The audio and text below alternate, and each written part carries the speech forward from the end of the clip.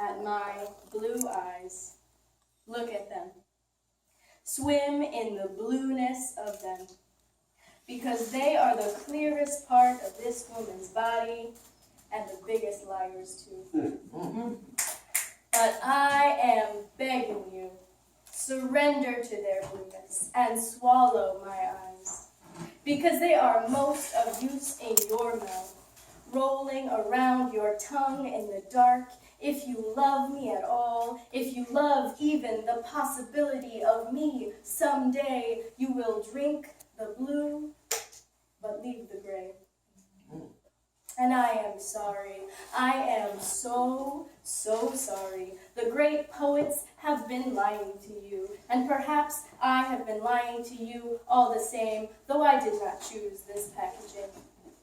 These eyes do not hold any secrets. They cannot match the gifts you give me, because the beauty of blue is in its trickery.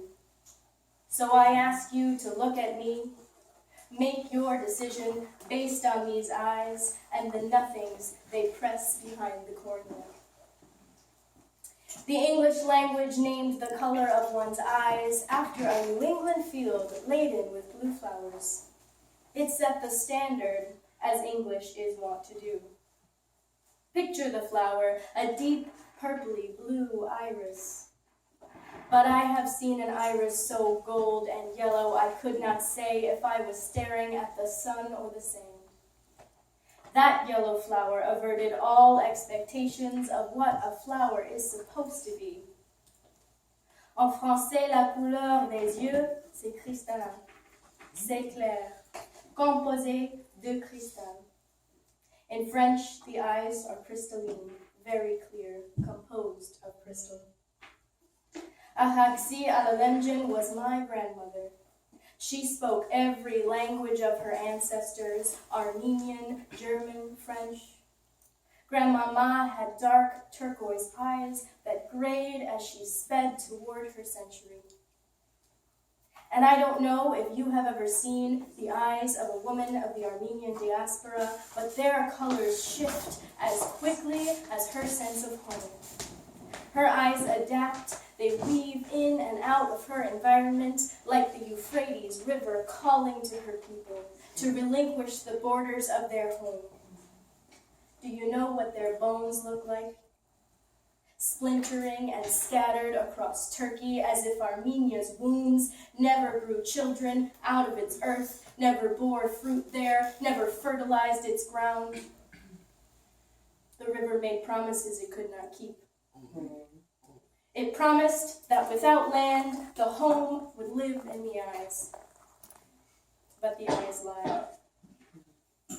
Have I convinced you yet that the eyes lie? Have I convinced you that Armenia pulses behind these graying blues? Do you have room for a little more discomfort, or have you already made up your mind about a history that blooms from my corneas, a gooey armor coating my skin? When I walked into this room, fluttering my eyelashes, swinging my little hips, flashing white teeth, did I fit any of your categories? Or did you lean sideways and wonder, what is going on there? What is she? Did you think to yourself, I would have said Latina, or Afghani, or like Hawaiian? Did you just see a plain old white girl? Oh, the glories of ambiguity. To live in any culture the features can get away with, like some kind of limitless opportunity. Like the blueness of the eyes, the body lives in trickery. Are you relieved to know that my curly hair and olive skin can be explained away by that one horrific genocide? Can my body now be understood as the space my hips take up in the room becomes clearer to you? Well, I know a lot of people who know a lot about genocide and the diaspora and persecution of one people or another, but some of us have bodies, tricky little bodies, that have been fated and bestowed with not one history of ethnic cleansing, but 3. You see my eyes, may claim the flow and divide of the Alalemjans of Yerevan and Mount Aragats, and maybe you even caught that hint of Auschwitz in the spelling of my name. But look, my skeleton has been shaped and stretched and hardened in America. This America. Our America, where categories are everything. Where the skin is balanced and weighed on the scales of the least oppressed to measure our worth. Where mule was once an appropriate way to refer to a human person. Now a question. Can you see in the subtle marks of my skin that it was my other ancestors, my third generation, really the first, whose joints cracked and reformed under the weight of this country's roads and institutions and cultures and economies, building someone else's home, one drop of blood at a time. Origins unknown, vaguely West African. Haven't taken the DNA test yet. But my daddy once called me his little mulatta. Don't know the name of my great-great-grandmother, but her daughter was Flavella of Virginia, and I think they called her Granny. Now, a bigger question. Are you looking at a black girl?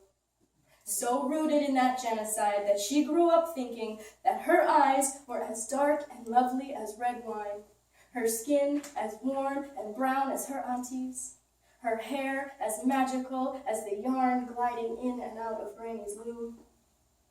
Or does the measurements of property in 1816 not translate in this century to quadroon? I have a history as gritty as the bottom of my boot, as vague and unyielding as the invented borders of my African motherland. They curl and twine through my guts, splitting off here and there and everywhere, and they don't know where to draw the line. But thankfully, others have been drawing the line for me since my gray little booty popped out of my mama and had to crawl right back in again. I have in my wallet the clipped census page that labels my grandfather Negro one season, colored the next, mulatto before he died.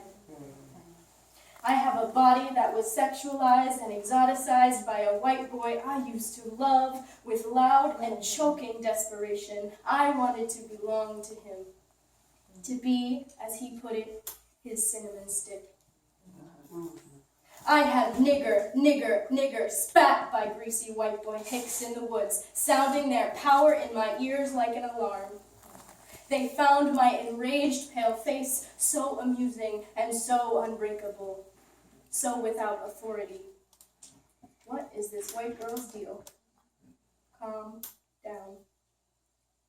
But girls are so very bored of staying calm. Girls have eyes to pierce perceptions, and girls have fists to wave away the toxic air of supremacy, and girls have teeth to bite down on who we are. If any part of you is uncomfortable with my fist in the air, I don't blame you. I am uncomfortable in this skin too. I don't love what my face represents, and I don't like my eyes, because I don't like liars. And I know you are going to slide your opinion into my ears anyway, like an eel larger than its burrow. And I will lie in wait of you because you will be pleased to know the black girl behind all your assumptions will bend and tear and shiver under your glare, but she will not bow. Because black is a spirit unbound by your construction, though it is a construction. Because not all that is black is mine, but I own my blackness like I own my blood. Or does blood not carry across the sea the right to own, only to be owned?